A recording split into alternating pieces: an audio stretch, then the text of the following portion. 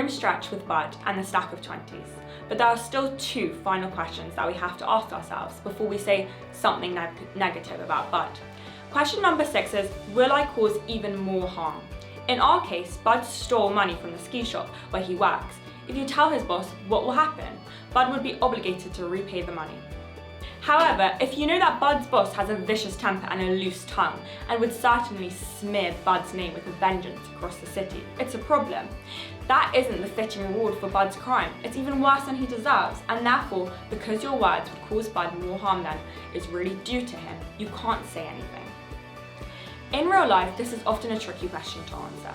It may be hard to know what the fitting reward would be in this complex world in which we live.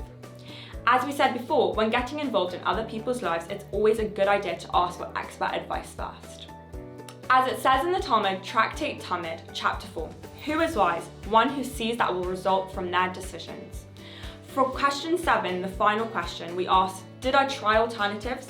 We have to ask ourselves whether there is another way to achieve the constructive goal without saying another negative thing about Bud.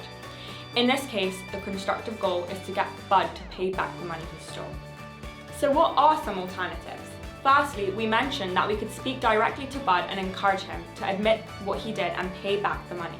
We could also try waiting to see if he regrets his misdeed and admits the act on his own. Or perhaps the act was caught on the security camera and we can simply suggest that the manager watch the recording closely.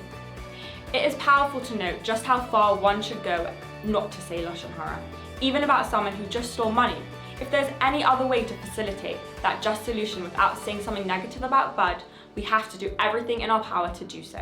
So, your daily to-do is this. When faced with an opportunity to say something today which is not so positive, try to find an alternative way to achieve the same result and stay far away from any Lashon Hara.